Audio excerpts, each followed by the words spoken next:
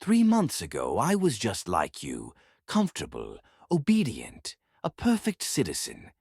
Then I discovered something that shattered everything I thought I knew about how the world works. What if I told you that your free will is an elaborate illusion, that your deepest beliefs were planted there by people you've never met, that your most personal choices, from the career you pursue to the person you marry, follow predictable patterns designed by social engineers decades ago? The elites don't want you to know this, but there's a reason why billionaires are limiting their own children's screen time while selling you more devices. There's a reason why politicians from opposing parties vacation together while telling you the other side is the enemy. There's a reason why you're working harder than your parents did, but can't afford what they had. You're not crazy. You're not paranoid. You're waking up, and they're terrified of what happens when enough of us do. For the next 20 minutes, I'm going to show you the invisible chessboard you've been standing on your entire life. In 1513, a broken man sat down to write what would become the most notorious political manual in history. Niccolo Machiavelli had been imprisoned, tortured, and exiled from Florence after the Medici family seized power. Desperate to regain favor, he distilled everything he'd learned about power into a handbook called The Prince. What made Machiavelli revolutionary wasn't that he invented new tactics of control, it's that he was the first to write them down explicitly, without moral pretense. He pulled back the curtain on how power actually works, not how we wish it worked. 5 centuries later, his insights aren't just relevant, they're the hidden operating system of our modern world. The methods have evolved, but the principles remain unchanged. And understanding them is the difference between being a player in life or remaining a pawn. Let me ask you something. Have you ever felt that strange sensation that your life isn't entirely your own? That despite all your choices, you somehow end up exactly where the system wants you? That your rebellions are anticipated, your dissent channeled into harmless outlets, your very identity shaped by forces you can barely perceive? That's not paranoia. That's clarity. Machiavelli understood something fundamental. In any system, there are players and there are pieces. The players understand the rules of power.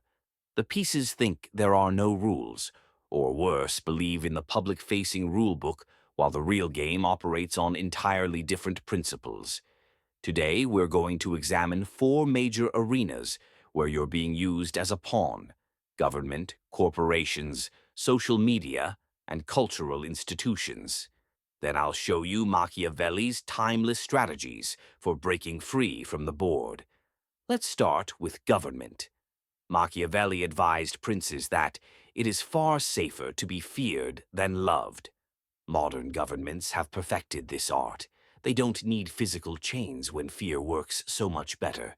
Consider how quickly the news cycle pivots from one existential threat to another. Terrorism, economic collapse, pandemics, climate disaster, border crises.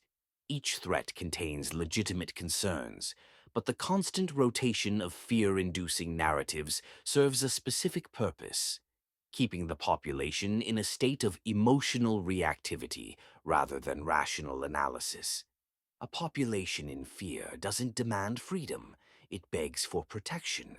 It doesn't question authority, it pleads for more of it. As Machiavelli wrote, men are so simple and so much inclined to obey immediate needs that a deceiver will never lack victims for his deceptions. Notice how quickly rights disappear during a crisis and how slowly they return afterward. That's not coincidence. It's strategy. Never waste the opportunity offered by a good crisis is a principle that transcends political parties and ideologies. Your fear is political currency, and business is booming. But the manipulation goes deeper than fear. Modern governance has mastered the art of controlled opposition, creating the illusion of meaningful choice while ensuring that all available options serve the same fundamental power structure. Think about it. How often does the opposition party, once in power, reverse the core policies of their predecessors. They may adjust the rhetoric, change the beneficiaries, redirect the funds. But the expansion of authority, the growth of surveillance, the merger of corporate and state power continues uninterrupted. As Machiavelli advised, the promise given was a necessity of the past. The word broken is a necessity of the present.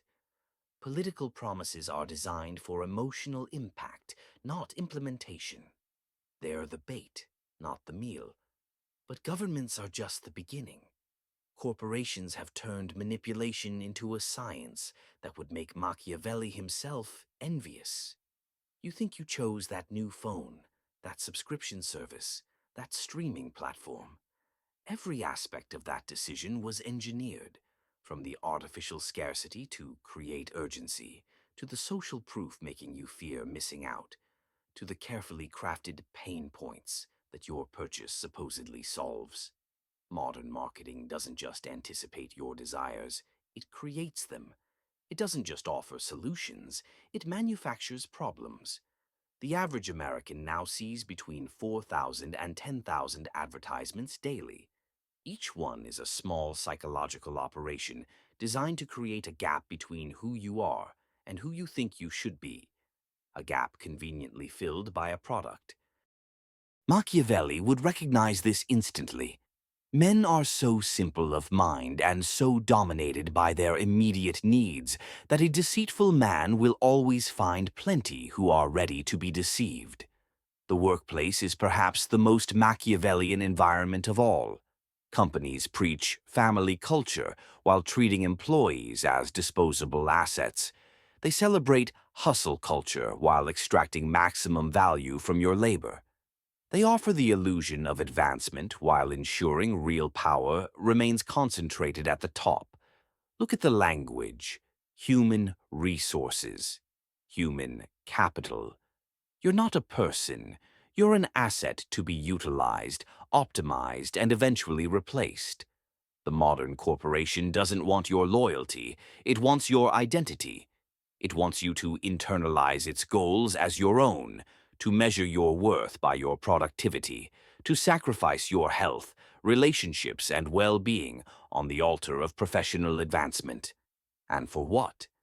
As Machiavelli noted, the first method for estimating the intelligence of a ruler is to look at the men he has around him. Look at the people at the top of your organization. Are they the most ethical, the most innovative, the most compassionate? Or are they the most willing to prioritize profit over principle, to take credit and deflect blame, to demand loyalty without offering it in return? The system doesn't reward virtue, it rewards effectiveness. Understanding this isn't cynicism, it's clarity. And then there's the masterpiece of modern control: social media. These platforms aren't products you use, they're sophisticated systems that use you. Every notification, every like, every moment of outrage or validation has been meticulously designed to keep you engaged, to harvest your attention, to shape your perceptions. The average person spends over 2 hours daily on social media. That's 2 hours of having your emotions manipulated, your insecurities exploited, your worldview narrowed by algorithms that show you only what keeps you scrolling.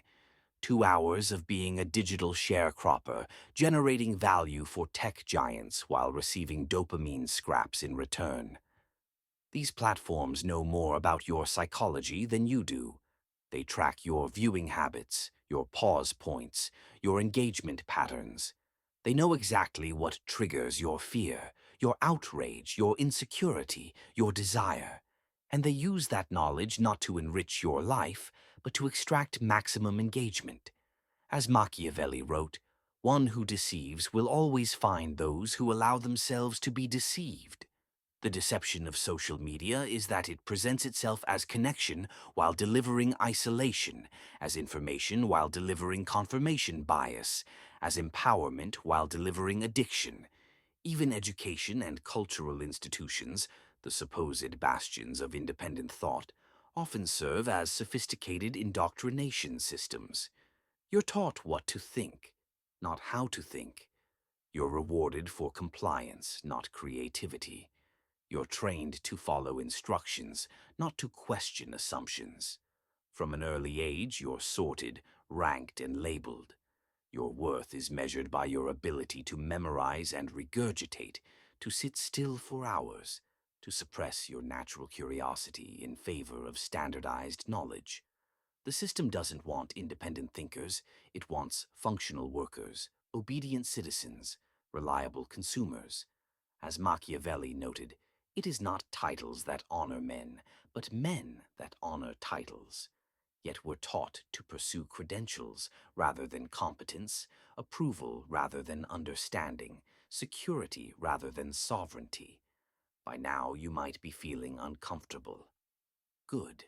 Comfort is the enemy of change. Comfort is what keeps pawns in their place. But here's where we diverge from pure cynicism. Machiavelli wasn't just describing power, he was providing a manual for navigating it. And that's what I'm offering you. Not just awareness of the board, but strategies to stop being a piece and start being a player. The first step is information control. Machiavelli understood that perception creates reality. In today's world, this means taking radical ownership of your information diet. The news you consume, the social media you engage with, the conversations you participate in. These aren't neutral choices. They're programming inputs. Most people outsource their thinking to their preferred information sources. They let algorithms determine what they see, pundits determine what they believe, and social groups determine what they value. This is the behavior of a pawn, not a player. Start by conducting an information audit. For 1 week, log everything you read, watch, and listen to. Note how each piece of content makes you feel: angry, afraid, superior, victimized. Then ask the crucial question: who benefits from you feeling this way? What action does this emotion push you toward? What perspective does it reinforce? Remember Machiavelli's warning. Men judge generally more by the eye than by the hand, because it belongs to everybody to see but too few to feel. Most people react to the surface of information, the emotional packaging. Players examine the structure beneath, the incentives, the omissions, the framing. Develop the habit of asking, what am I not being shown? What questions aren't being asked? What would the strongest counterargument be? This isn't about becoming paranoid, it's about becoming perceptive. Next, master the art of strategic alliance. Machiavelli wasn't against loyalty, he was against blind loyalty. He advocated for alliances based on mutual interest, not emotional attachment. In your career, your relationships, your political affiliations, ask not what you believe about these connections, but what purpose they serve. Are you advancing together, or are you being used as a stepping stone? Are you valued for your contribution, or for your compliance? Are you growing in power and capability, or merely providing power to others? This isn't cynicism, it's clarity. It's understanding that in a world of players and pieces, sentiment is a luxury that pawns cannot afford. Keep your friends close and your enemies closer isn't just a cliché. It's a Machiavellian principle of information advantage. By maintaining relationships across power structures, you gain visibility into multiple perspectives, multiple agendas. You see the whole board, not just your assigned square. Third, develop your persuasive abilities. Machiavelli recognized that power flows to those who can influence others. In today's attention economy, this skill is more valuable than ever. Learn to speak, write, and communicate in ways that move people. Understand the difference between manipulation and ethical persuasion. One depletes social capital, the other builds it. Study the principles of rhetoric, psychology, and narrative. These aren't manipulative, dark arts. They're the fundamental tools of human connection and influence. As Machiavelli wrote, Everyone sees what you appear to be. Few experience what you really are. Perception management isn't deception. It's recognition that how your message is received matters as much as its content. The truth that goes unheard changes nothing. The truth that persuades changes everything. Fourth, embrace strategic thinking over reactive emotion. Pawns react, players anticipate. Pawns get outraged, players get organized. Pawns fight battles, players choose them. Most people live in a constant state of reactivity to news, to social media, to workplace demands, to family dynamics. Their energy is drained by responding to external stimuli rather than pursuing internal priorities. They mistake motion for progress, activity for achievement, busyness for purpose. Machiavelli advised, never attempt to win by force what can be won by deception. This isn't an endorsement of dishonesty. It's a recognition that direct confrontation is often the least effective path to change. Strategic thinking means choosing when to engage, when to redirect, when to observe, and when to act. Ask yourself, am I playing the short game or the long game? Am I sacrificing strategic position for tactical victory? Am I allowing others to choose the battlefield? Or am I selecting terrain that favors my strengths? Fifth, build power through competence and capability. Machiavelli understood that real power isn't granted, it's developed.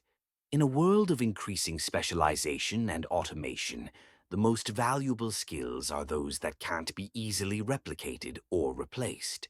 Develop rare and valuable skills. Build financial independence. Cultivate a network of relationships based on mutual benefit and genuine connection. Create systems that generate value without your constant input. These aren't just career strategies, they're sovereignty strategies. As Machiavelli noted, where the willingness is great, the difficulties cannot be great. Power isn't about dominating others. It's about determining your own path. It's about having options when others have obligations, flexibility when others have constraints, choices when others have necessities. Finally, and perhaps most importantly, reject the false choice between idealism and pragmatism. Machiavelli has been mischaracterized as advocating pure ruthlessness. What he actually advocated was effectiveness in service of greater goals. You can maintain your principles while understanding the practical realities of power. You can pursue noble ends through strategic means. You can be ethical without being naive, principled without being ineffective. The world doesn't reward your good intentions. It rewards your results. As Machiavelli wrote, the vulgar crowd always is taken by appearances, and the world consists chiefly of the vulgar. This isn't elitism. It's a recognition that most people operate on the surface level of reality, responding to symbols rather than substances, narratives rather than nuances. To create meaningful change in your life, your community, your world, you must understand both the ideal and the real, both what should be and what is. You must navigate the world as it exists while working toward the world as it could be. This isn't about becoming manipulative or cynical. It's about removing the blindfold and seeing the game for what it is. It's about recognizing that power doesn't disappear when you ignore it. It simply works against you instead of for you. The first move to stop being a pawn is realizing you are one. The second is deciding you won't remain one. Look at your life objectively. Are you advancing your own agenda or someone else's? Are your beliefs truly yours, or have they been carefully cultivated by external forces? Are you building power or simply serving it? Machiavelli's world was one of princes and subjects. Ours is one of algorithms and users, corporations and consumers, influencers and audiences. The dynamics have evolved, but the fundamental truth remains. There are those who understand power and those who don't. Which will you be? This isn't about adopting a dark worldview. It's about seeing clearly so you can act effectively. It's about recognizing manipulation so you can make truly free choices. It's about understanding the rules of the game so you can either play it skillfully or consciously choose not to play at all. As Machiavelli himself wrote, the lion cannot protect himself from traps, and the fox cannot defend himself from wolves. One must therefore be a fox to recognize traps, and a lion to frighten wolves. Be both the fox and the lion. See the traps laid for you daily. In your media consumption, in your workplace dynamics, in your social relationships. Develop the strength to stand against the pressures pushing you toward conformity and compliance. The path from pawn to player isn't easy. It requires constant vigilance, strategic thinking, and the courage to face uncomfortable truths. But the alternative is to remain a piece on someone else's board, moved according to someone else's strategy, sacrificed for someone else's victory. You might be thinking this all sounds paranoid or extreme. That's the exact reaction that keeps the system functioning smoothly. Dismissing power dynamics as conspiracy theory is the most effective way to ensure you never develop the awareness to navigate them. I'm not asking you to become paranoid. I'm inviting you to become perceptive. Notice how your emotions are triggered by headlines designed to maximize engagement rather than understanding. Notice how your workplace extracts maximum value while offering minimum compensation.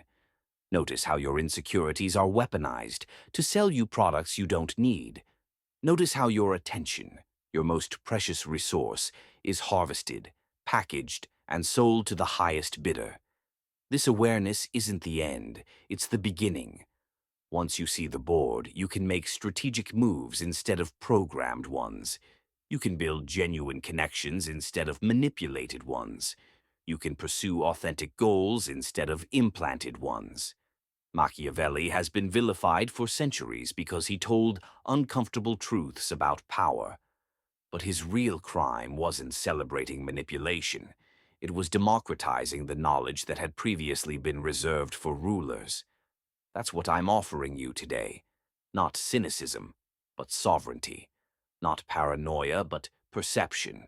Not manipulation tactics, but a manual for maintaining your agency in a world designed to undermine it. The choice is yours. You can dismiss these ideas and return to comfortable illusions.